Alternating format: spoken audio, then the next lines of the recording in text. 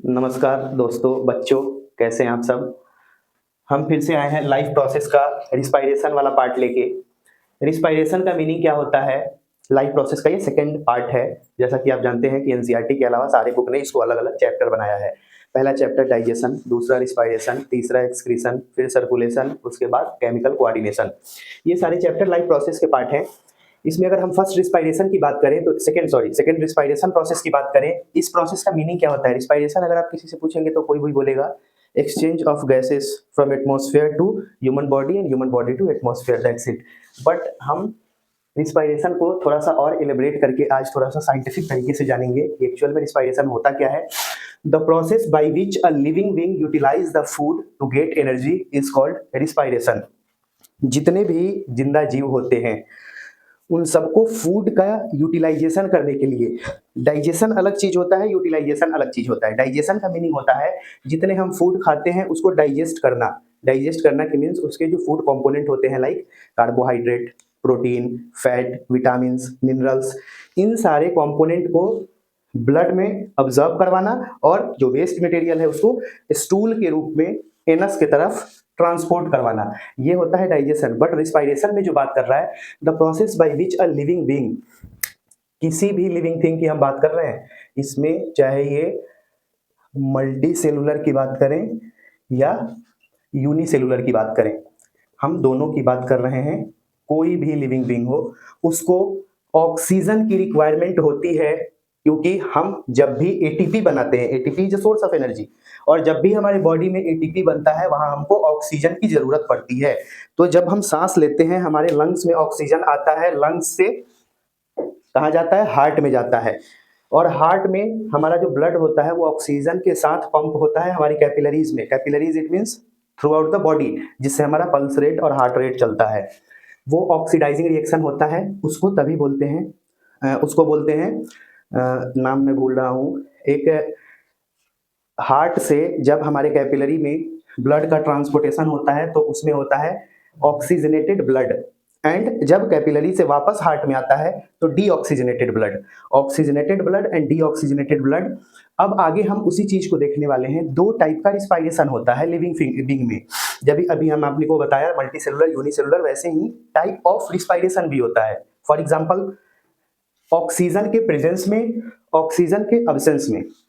Oxygen के presence में जो रिस्पायरेशन होते हैं उसको बोलते हैं एरोबिक रिस्पायरेशन, और जो ऑक्सीजन के अब्सेंस में होते हैं उसको बोलते हैं एनएरोबिक रिस्पायरेशन।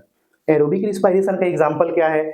एनारोबिक रिस्पायरेशन का एग्जांपल क्या है? हम सब कुछ देखेंगे आगे। यहाँ पे देखिए, एरोबिक रिस्पायरेशन में हम एग्जाम्पल की अगर बात करें तो हमको पता है कि जब हमारे शरीर में कार्बोहाइड्रेट, प्रोटीन और फैट डाइजेशन के थ्रू ब्लड में आता है अब्जॉर्प्शन के बाद, तो वो ग्लूकोज के रूप में होता है। और ग्लूकोज के रूप में कैसे होता है? क्योंकि आपने सुना होगा carbohydrate is the cheap and best source of energy, sorry, carbohydrate is the cheap and best source of energy. तो कार्बोहाइड्रेट कन्वर्ट होता है स्टार्च में, कार्बोहाइड्रेट कन्वर्ट होता है स्टार्च में, स्टार्च कन्वर्ट होता है ग्लूकोज में, और ग्लूकोज ऑक्सीजन के साथ मिलकर रिएक्शन करता है हमारे बॉडी में, जो हमारे बॉडी के किस पार्ट में होता है? हमारे बॉडी के सेल के माइटोकॉन्ड्रिया में होता है। एरोबिक रिस्पायरेशन कहाँ होता है? हमारे बॉडी के सेल के माइटोकॉन्ड्रिया में। What is mitochondria? Mitochondria is a cell organelles and also called as a power house of the cell. जहां से एटीपी का जनरेशन होता है, जहां से एनर्जी का जनरेशन होता है, उसको बोलते हैं माइटोकॉन्ड्रिया। और यहाँ पे आप देख सकते हैं हमारे बॉडी में फूड कंपोनेंट के रूप में क्या होता है? हमारे बॉडी में जो न्यूट्रिएंट्स के सोर्स होते हैं वो क्या होता है? कार्बोहाइड्रेट होता है। कार्बोहाइड्रेट बदलता है स्टार्च में, स्टार्च से ग्लूकोज में, और ग्लूकोज से सीधे ऑक्सीजन के साथ मिलकर एटीपी निकालता है। एटीपी ऑक्सीजन के साथ एनर्जी जनरेट होती है, इसी को बोलते हैं एरोबिक रिस्पायरेशन। और अगर हमने एनारोबिक रिस्पायरेशन का भी रिएक्शन देखेंगे कि ऑक्सीजन के एब्सेंस में हमारे बॉडी में भी एनर्जी बनती है, वो आपको फील भी करवाएंगे, आपको अभी दिखाएंगे। जैसे आप यहाँ पे देखिए लिखा हुआ है, इसके आगे का जो प्रोसेस होता है हमारे बॉडी में, जब तक ग्लूकोज का लेवल सही रहता है तब तक हमको अच्छा अच्छा फील होता है। जैसे हमारे ब्लड में ग्लूकोज का लेवल घटने लगता है तो आपको पता है नोजिया एंड सर चक्कर देना, हार्ट बीट तेज होना और सर दर्द करने जैसी, और बिल्कुल परेशान हो जाता है मन, जिसको नोजिया बोलते हैं। जैसे पसीने आने लगते हैं, सर चक्कर देने लगता है। तो ये कंडीशन कब होता है? जब हम या तो एक्सरसाइज किए हो तो हमको पसीने आते हैं, या फिर हम कोई हार्ड वर्क कर रहे हैं तो हमको पसीने आते हैं। तो उस कंडीशन में हमारे बॉडी में लैक्टिक एसिड बन जाता है।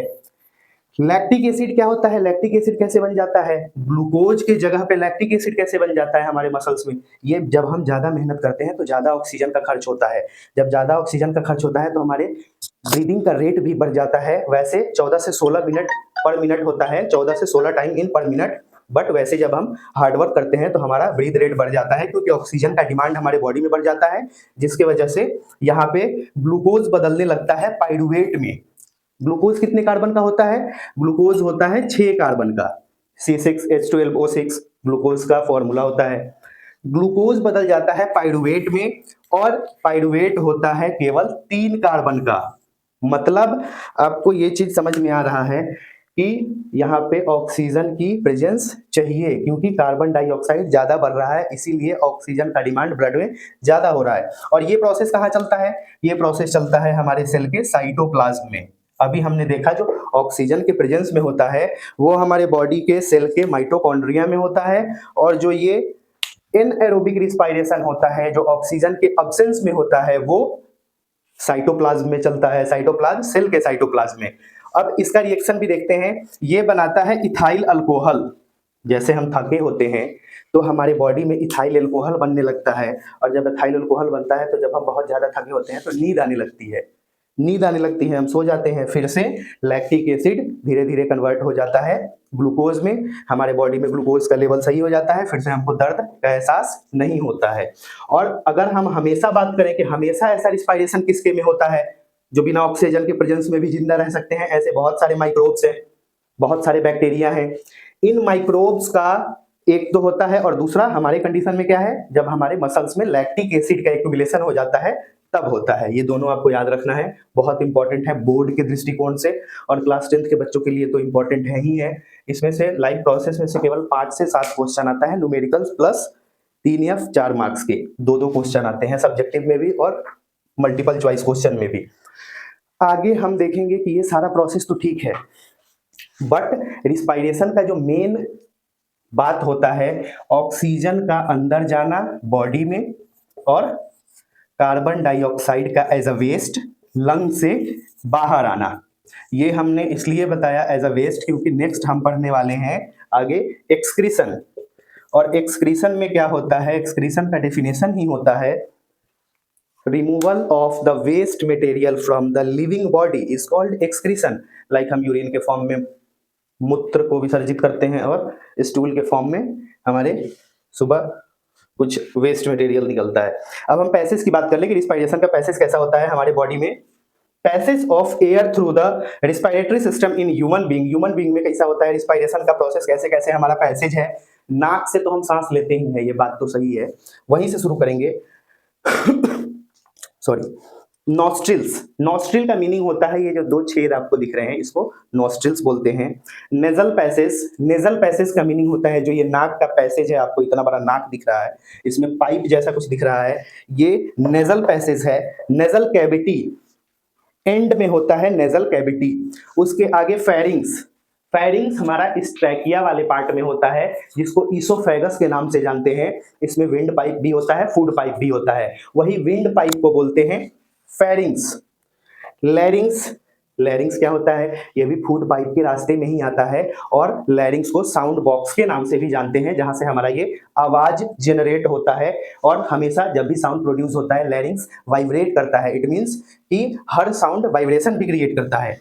And next trachea. Trachea it means food pipe passage. Bronchi. अब अंदर आ गए हम लंग के पास, लंग से थोड़ा सा ऊपर वाले पार्ट को बोलते हैं ब्रोंकाई। नेक्स्ट लंग्स होता है, हमारे पास 2 लंग्स होते हैं, उसमें ब्रोंकियोल्स और ब्रोंकाई 2 पार्ट में बटे होते हैं। Bronchioles and bronchi are also part of human lungs. And वहां से एल्वियोलर वॉल है। Alveolar wall it means blood और लंग के बीच में एक वॉल होता है, जहां से ऑक्सीजन का पैसेज होता है ब्लड में, उसको बोलते हैं एल्वियोलाई। एल्वियोलाई के बाद सीधे क्या होता है? Blood capillaries. सीधे ऑक्सीजन कहाँ पहुंचता है, ब्लड कैपिलरीज में पहुंचता है। तो ये हो गया, हम आपके सामने आपको रिस्पायरेशन का पूरा ओवरव्यू दे दिए। रिस्पायरेशन में कोई भी दिक्कत हो आप कमेंट करके पूछ सकते हैं, या फिर नीचे यहाँ पे हमारा कुछ व्हाट्सएप नंबर स्क्रीन पे आता रहता है, उस पर आप व्हाट्सएप पे डायरेक्ट क्वेश्चन, किसी भी टाइप का साइंस में क्वेश्चन, 9th का, फिजिक्स से रिलेटेड, केमिस्ट्री से रिलेटेड, बायो से रिलेटेड, पूरा 9 10th का फिजिक्स, आप हमको मैसेज करके डायरेक्ट क्वेश्चन का जवाब ले सकते हैं। वहां से आपको जैसा भी इजी रहेगा वीडियो के माध्यम से हम वीडियो को कट करके भेज देंगे, या फिर रिटन में, या फिर वॉइस मैसेज।